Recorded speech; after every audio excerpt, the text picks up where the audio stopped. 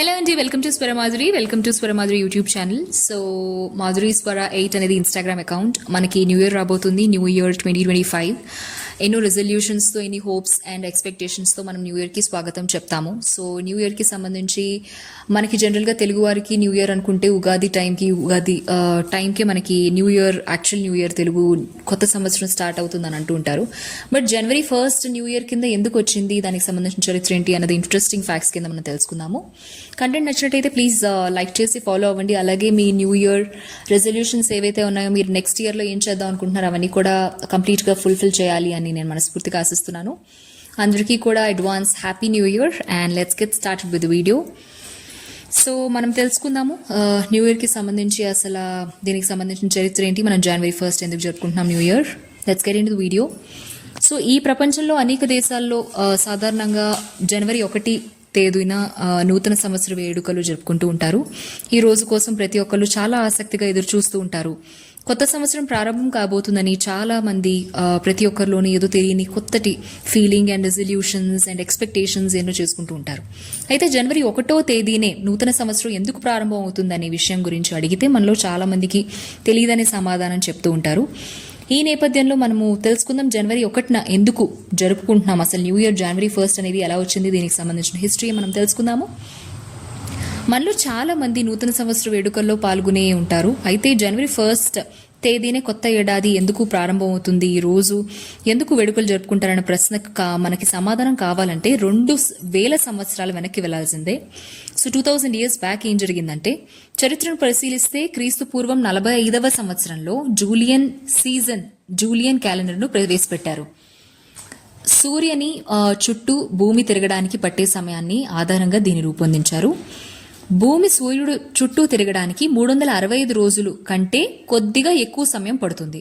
అందుకే మనం కొన్నిసార్లు లీప్ ఇయర్ని జరుపుకుంటాం. అందుకే లీప్ ఇయర్ను కూడా ప్రవేశపెట్టాల్సి వచ్చింది అని కిల్ యూనివర్సిటీ అబ్జర్వేటరీ డైరెక్టర్ అనేవాళ్ళు తెలపడం జరిగింది. అయితే భూమి రోజులో ఒక్కసారి తన చుట్టూ తాను తిరుగుతూ ఉంటుంది. ప్రతి రోజు ఒకసారి సూర్యోదయం మరియు సూర్యాస్తమం అనేది జరుగుతూ ఉంటాయి. ఇదిలా ఉండగా క్యాలెండర్ని ప్రవేశపెట్టినప్పుడు సంవత్సరానికి మొదలు పెట్టిన రోజు సీజన్ని ఎంచుకోవాల్సి వచ్చింది. రోమన్లు జనవరి నెల ఎంతో ముఖ్యమైనదిగా భావిస్తారు. ఎందుకంటే వారి దేవత జపస్ పేరిట ఏర్పడిన నెల కూడా అదే అన్నమాట, జనవరి నెల. పురాణాల ప్రకారం హిందువులు పూజించే బ్రహ్మదేవుడికి 4 తలలు ఉన్నట్టు మాదిరే రోమన్లు ఆదరించే జనస్కు 2 తలలు ఉంటాయని కూడా వారి నమ్మకం. ఈయన్ను ప్రారంభాల దేవుడుగా రోమన్లు భావిస్తూ ఉంటారు. ఆయనకు ముందు వెనుక 2 వైపులా తలలు ఉండడం వల్ల తను 2 వైపులా చూడగలరు. ఏదైనా తాజాగా ప్రారంభించేందుకు ఏడాది మొత్తంలో ఏదైనా సమయాన్ని ఎవరైనా ఎంచుకోవాలన్నది సరైనదని వాళ్ళు భావించారు.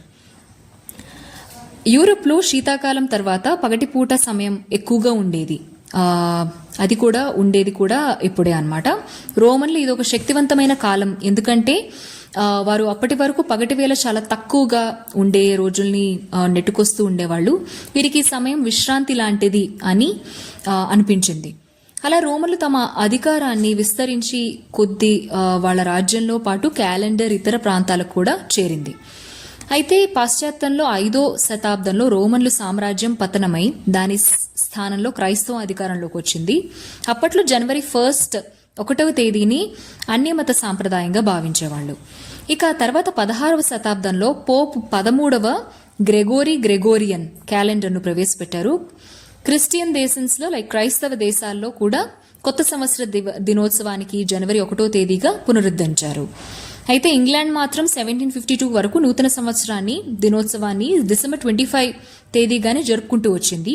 ఆ తర్వాత అక్కడి దేశ పార్లమెంట్ కూడా ఒక చట్టం తీసుకొచ్చింది. యూరోప్తో పాటు ఇంగ్లాండ్ కూడా కొత్త సంవత్సరాన్ని జనవరి 1వ తేదీని జరుపుకునేట్లు చెప్పింది. ప్రస్తుతం చాలా దేశాలు గ్రెగోరియన్ క్యాలెండర్ని ఫాలో అవుతున్నాయి కాబట్టి ప్రతి ఒక్కరు కూడా జనవరి 1వ తారీఖునే నూతన సంవత్సర వేడుకలు జరుపుకోవడం జరుగుతుందన్నమాట. చూసారు కదండి, ఇంతటి ఇంట్రెస్టింగ్ ఫ్యాక్ట్. అంటే మనం జనవరి 1 వచ్చేసింది, క్యాలెండర్ని మార్చేస్తామని అనుకుంటున్నాం, కానీ దీనికి సంబంధించి 2000 years బ్యాక్ మనకి ఇంత చరిత్ర జరగడం జరిగింది. ఇన్ని ఇయర్స్ ఆఫ్ పోరాటం అండ్ డిఫరెంట్ థింగ్స్ జరిగిన తర్వాత మనకి January 1st న్యూ ఇయర్ అవ్వాలి అని డిసైడ్ అవ్వడం అయింది.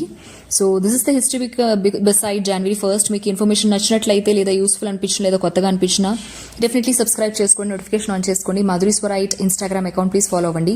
అండ్ ఇన్స్టాగ్రామ్లో ఫాలో అయిన వాళ్ళు కంటెంట్ నచ్చితే ప్లీజ్ యూట్యూబ్లో సబ్స్క్రైబ్ చేసుకోండి. I wish everyone all the very best and happy new year.